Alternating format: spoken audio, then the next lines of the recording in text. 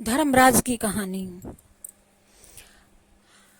धर्मराज दो बुढ़िया थी, एक अमीर थी और उनमें से एक थी बहुत गरीब। अमीर तो थी बहुत ज्यादा कंजूस, जो अमीर थी वह बहुत ज्यादा कंजूस थी। वो ना तो व्रत करती थी, ना कोई पूजा पाठ करती थी और ना ही किसी को एक नया पैसा दमड़ी भी दान में नहीं देती थी। तो और वे कहती थी कि व्रत पूजा पाठ करने से होता ही क्या है, क्या करना। तो फिर बुढ़िया न मंदिर में जाकर के, जो दूसरी गरीब थी वह सुबह सुबह उठ करके स्नान करती थी, तुलसी माता बड़ पीपल सींचती थी। जो गरीब थी वह मन की बहुत अमीर थी और पीपल पतवारी और भगवान का नाम सदैव लेती, हमेशा श्री राम कृष्ण का नाम जपती। मंदिर में जाकर के धर्मराज सूरज भगवान की कहानियां सुनती और सुनाती। घर आकर के रसोई करके भगवान सूरज भगवान को भोग लगा करके गाय कुत्ते के नाम की रोटी निकालती और वह कोई अतिथि आता उसको बिना भोजन कराए नहीं जाने देती। भोजन कराने के बाद स्वयं बची कुची खाती, भोजन करती थी। गरीब तो थी। दूसरी बुढ़िया जो अमीर थी वह मन में बड़ी हंसती थी। एक तो इसके घर खाने को नहीं है, एक टन करती है, एक हमेशा पंडितों को बिठाए रखती है और उनके पेट भरती है। मन में यही खींच करती थी और सबको कहती, देखो तो सही, अकल ही नहीं है, देखो अकेली जीव है और फिर पूरे दिन कुछ न कुछ यूं ही करती रहती है।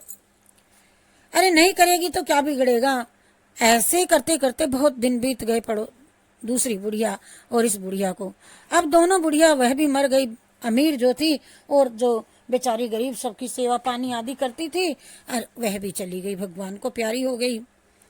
तो गरीब बुढ़िया तो नित्य कर्म पाठ पूजा दान करती थी, उसका तो बहुत जल्दी ही जीव निकल गया। जो गरीब थी उसका तो जल्दी से दम निकल गया।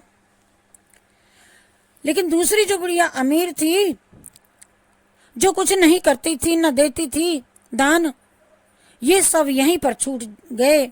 यमराज के लोग उसको रास्ते में मारते पीटते डरावते धमकावते हुए कष्ट पे कष्ट देते चले।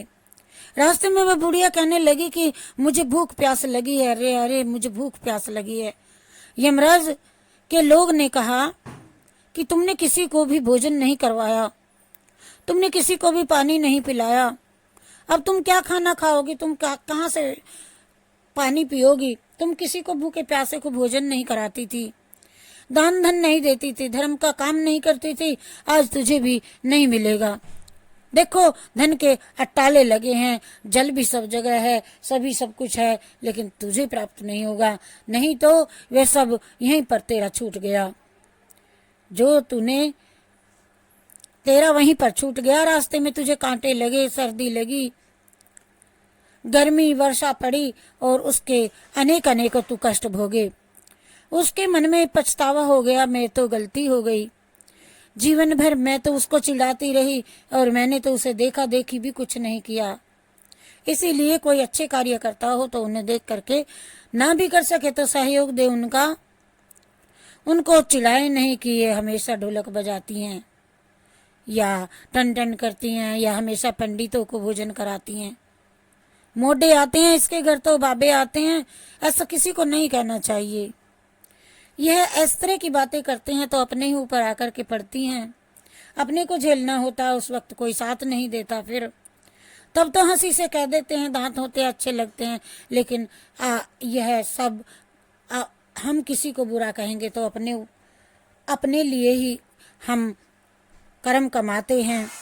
मैं भी दान पुण्य पूजा पाठ करती रही, बहुत पछताती है और यमदूत उसे मारते ले जाते हैं। बैसाख में पानी की मटकी, छतरी, चप्पल का दान तथा महत्व बताया हुआ है, और यदि करती तो आज ये दिन मुझे न देखने पड़ते। चलते चलते यमराज का दरबार आ गया। बुढ़िया अंदर गई तो गरीब डोकरी तो भगवान के सिंहासन पर बैठी थी। और अमीर बुढ़िया को देखते ही चित्रगुप्त ने बोला कि इस जन्म का खाता बही खाता देखो। तो बोले इन्हें तो तपते हुए कुंड में डाल दो। और इसने तो मनुष्य जन्म पाने के बाद भी मनुष्य जैसे कोई भी नित्य कर्म, धर्म, दान, पुण्य, पूजा पाठ कुछ भी नहीं किए। बुढ़िया ने किया, मुझे इस बार माफ करो।